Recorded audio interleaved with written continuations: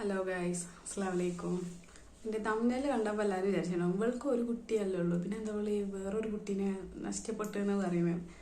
എൻ്റെ കുട്ടി എന്ന് പറഞ്ഞാൽ ഞാൻ കുറച്ച് ദിവസം എൻ്റെ കുട്ടീനെ പോലെ നോക്കിയൊരു കുട്ടിയാണ്. എൻ്റെ കയ്യിൽ പൈസ ഉണ്ടെങ്കിൽ ഞാൻ തന്നെ എൻ്റെ വീട്ടിലേക്ക് കൊണ്ടുവരുവേനെ.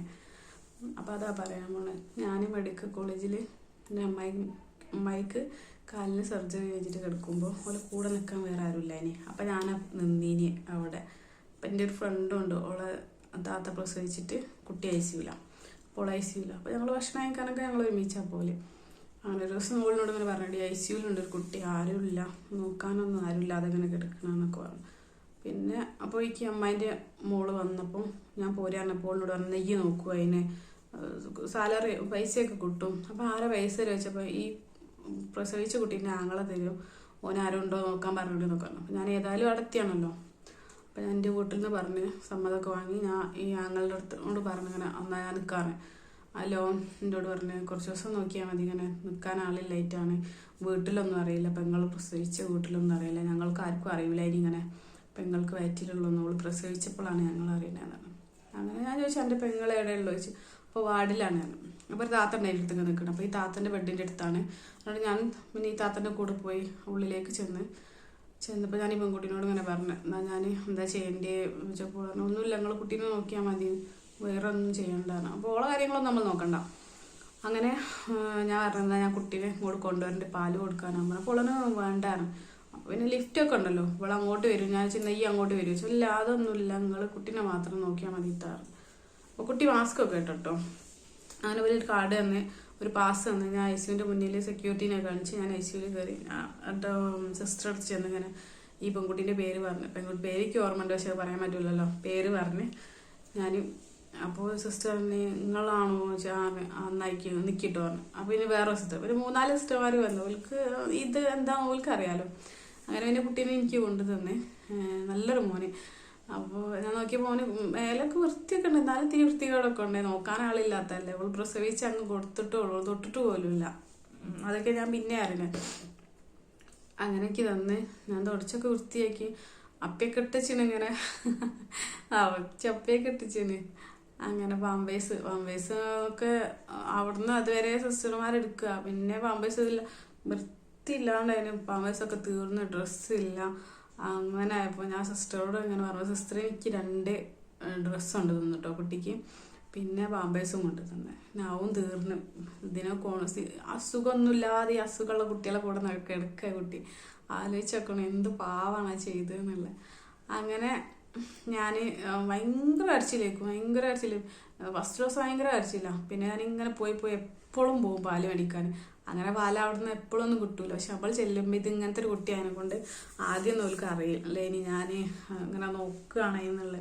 അപ്പോൾ അങ്ങനെ അറിയാത്ത പോൽക്ക് നമ്മളോട് വലിയ ഇതൊന്നും ഉണ്ടാവില്ല, ഈ വല്ല ബന്ധുവാണ് വിചാരിച്ചിട്ട്. പക്ഷെ ബന്ധുവല്ല, നോക്കാൻ നിൽക്കാന്നുണ്ടപ്പോൾ ഭയങ്കര നമ്മളോട് എല്ലാവർക്കും ഭയങ്കര സ്നേഹ. സിസ്റ്റർമാർക്കും ഡോക്ടർ വന്നാൽ ഡോക്ടർക്കും, പിന്നെ അവിടെ ഈ പാല് ചെയ്ത ചേച്ചിമാർക്കും അടിച്ചു കരി കൊടുക്കണം ഒക്കെ എല്ലാവർക്കും നമ്മളോട് ഭയങ്കര സ്നേഹിക്കും. അങ്ങനെ ഞാൻ രാത്രിയൊക്കെ കൊണ്ടുകൊടുക്കും. അതിൽ ചിലവരെന്നോട് പറഞ്ഞ് ഞാൻ എൻ്റെ കുട്ടിയാണ് എന്നോല് വിചാരിച്ചിട്ടാണ്. അപ്പുറത്ത് ഐസി ഇങ്ങനെ കുറേ ഉണ്ട്, എന്നെ ഐസി കുറേ ഉണ്ടല്ലോ.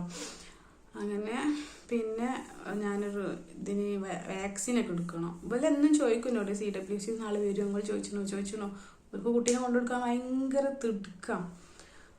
അങ്ങനെ നമ്മൾ വാക്സിനൊക്കെ എടുക്കും. ലാസ്റ്റിൽ അറിയാൻ വേണ്ടി കോളേജിൽ പ്രസവമൊക്കെ കഴിഞ്ഞവർക്ക് അറിയാൻ മതിയാവും. ഞാൻ ഈ വാക്സിൻ എടുക്കാൻ പോകുമ്പോൾ ആ ചിക്കനോട് പറഞ്ഞു, അപ്പോൾ മരങ്ങൾ നടന്നോളി എത്താൻ വരാമെന്ന് പറഞ്ഞു. അപ്പോൾ ഈ പെൺകുട്ടി എൻ്റെ കൂടെ പോകുന്നത്. ഈ പെൺകുട്ടി മാസ്ക് ഒക്കെ ഇട്ട്, അതിൻ്റെ മുഖം ഞാൻ അതുവരെ കണ്ടില്ല കേട്ടോ.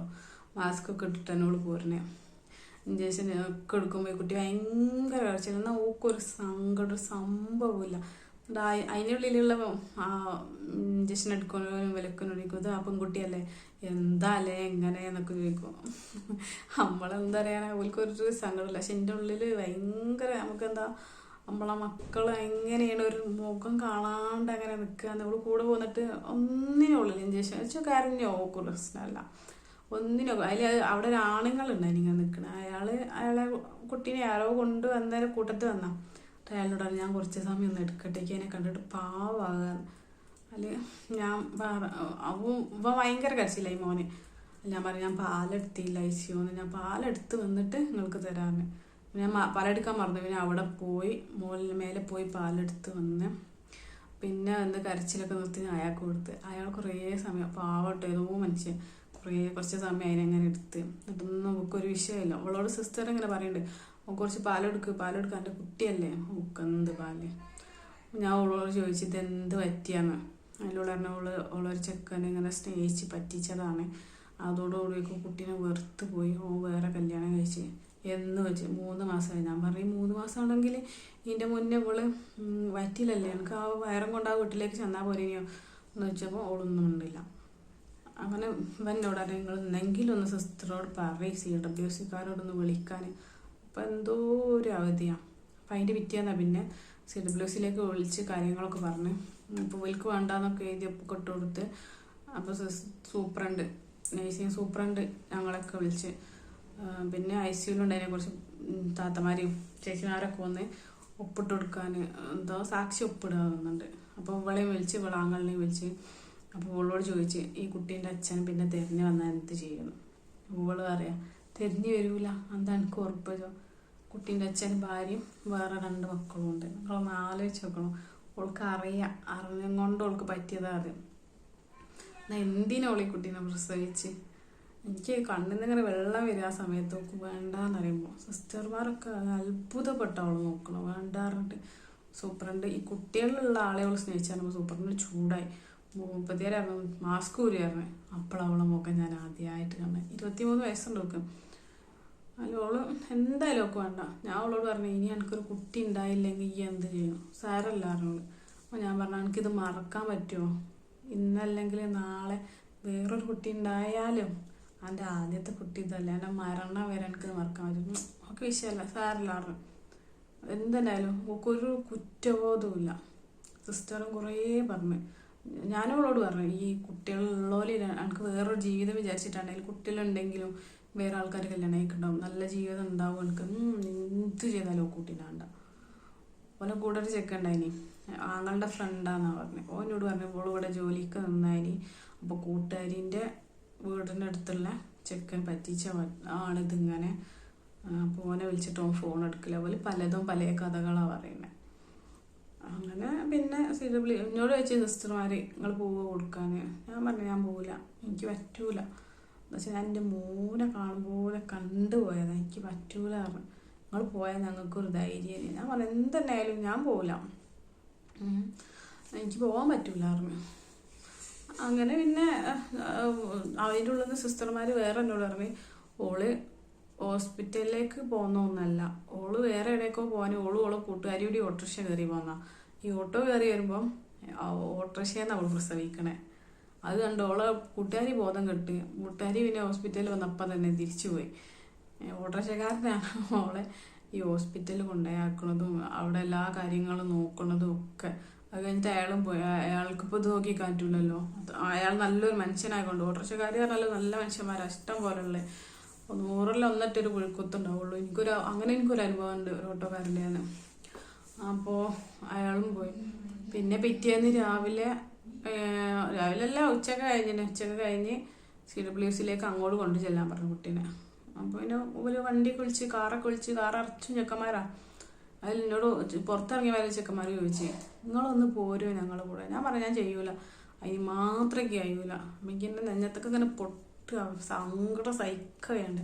ഞാൻ 5-6 ദിവസം നോക്കിയാലേ ആരുമില്ലാത്ത മക്കളെ നമ്മളിങ്ങനെ നെഞ്ഞത്തിട്ട് ഉറക്കല. നെഞ്ഞത്ത് നമ്മൾ ചൂട് തട്ടി കിടക്കുമ്പോൾ ഓന് ഉറങ്ങുമോ അല്ലെങ്കിൽ ഓന് ഉറങ്ങൂല, അങ്ങനെ ഉറങ്ങണം മോനെ. പിന്നെ എനിക്കിങ്ങനെ പൊലിച്ചൊക്കെ എപ്പോഴും ഓന് നല്ലോണം ഈ പാല് കുടിക്കും. എന്നിട്ട് ഞാൻ ഇങ്ങനെ മേടിച്ചുകൊണ്ട് അങ്ങനെ കൊടുക്കല രാത്രിയൊക്കെ. CWCയിലൊക്കെ ആരേക്കും കൊടുക്കാൻ ആളുണ്ടാവും കേട്ടോ, നമുക്ക് അറിയിട്ടാ. പക്ഷെ നമ്മളെ മനസ്സിലെങ്ങനെ ആയിരിക്കുമല്ലോ ഇപ്പം നിൻ്റെ അടുത്തൊന്ന് പോയാൽ ആരേക്കും ഈ മോനെ നോക്കുക എന്നുള്ളത്. എനിക്ക് ഭയങ്കര സങ്കടം. അതിൽ ഞാൻ അവൾ ആങ്ങളുടെ കൊടുത്തപ്പോൾ ആങ്ങളോട് തന്നെ എൻ്റെ തരണ്ട ഓൻ്റെ കൊടുത്താളേന്ന്. വേറൊരു ചെക്കുണ്ടായിനി, ഓൻ്റെ കൊടുക്കാൻ പറഞ്ഞു. അപ്പോൾ വല്ല പേരൊക്കെ ഒക്കെ അറിയാമെന്ന് ഞാൻ പറയില്ല, ഞാൻ ആദ്യമായിട്ട് കാണുന്ന ആൾക്കാരാണ്. എവിടെയെങ്കിലും പോയി സുഖമായിട്ട് ജീവിക്കട്ടെ. അപ്പം ഞാൻ ഈ മറ്റേ ചെക്കൻ്റെ കൊടുത്ത് ഓൻ മേടിച്ച് ബാക്കിലെ സീറ്റിലിരുന്ന് ഓള് ഫ്രണ്ടിൽ സീറ്റിലിരുന്ന് നമുക്ക് ഒരു കുലുക്കില്ല, ഒരു സങ്കടമോ കാര്യങ്ങളോ ഒന്നും 34-ക്കില്ല.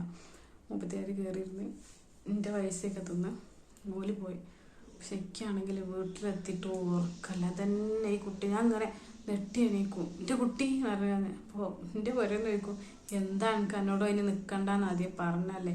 പിന്നെ എൻ്റെ ഫോണിൽ നിറയെ അമ്മോൻ്റെ ഫോട്ടോകളെ കുറച്ച് ഞാൻ എടുക്കണതും കിടക്കണതും കൊടുക്കണതും ഉറക്കത്തിൽ ചിരിക്കണതും ഒക്കെ ഞാൻ വീഡിയോ എടുത്തിട്ട് ഉറങ്ങണതൊക്കെ എന്നോട് പറഞ്ഞൊക്കെ എൻ്റെ ഫ്രണ്ടും പറഞ്ഞു, എൻ്റെ വീട്ടിൽ നിന്ന് പറഞ്ഞു അത് ഡിലീറ്റ് ചെയ്ത ആളാണ്. എനിക്ക് ഒന്നേ പറയാനുള്ളൂ, നമുക്ക് നോക്കാൻ പറ്റൂല. എവിടെയെങ്കിലും കൊണ്ടുപോയി കൊല്ലാനോ ഇങ്ങനെ WCയിൽ ഏൽപ്പിക്കാനോ അല്ലെങ്കിൽ വേറെ എന്തിനോ ആണെങ്കിൽ നിങ്ങൾ ഈ പണിക്ക് നിൽക്കരുത്.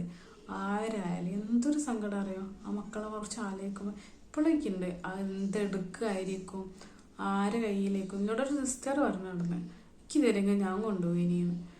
ഞാനും കൊണ്ടുവരും എനിക്ക് തരുമെങ്കിൽ. പക്ഷെ നമ്മളതിൽ പൈസയും കാര്യങ്ങളൊക്കെ ഇതാ സ്വത്തൊക്കെ എന്തൊക്കെ നമ്മളെ മക്കളെ പേരിൽ എഴുതിച്ചെത്താലേ നമുക്ക് കിട്ടുള്ളൂ. എനിക്ക് അതൊക്കെ ഉണ്ടെങ്കിൽ ഞാനും കൊണ്ടുവരുന്നേ. എനിക്ക് അത്രയും സങ്കടം എന്നും ആലോചിക്കുമ്പോൾ. അങ്ങനത്തെ ഒരു കുട്ടീനെ നോക്കേണ്ടി വന്നല്ലോ. നോക്കാൻ കഴിയാത്ത ആൾക്കാർ ഇതിന് നിൽക്കരുത്, ദയവ് ചെയ്തു പാവം ചെയ്യരുത്.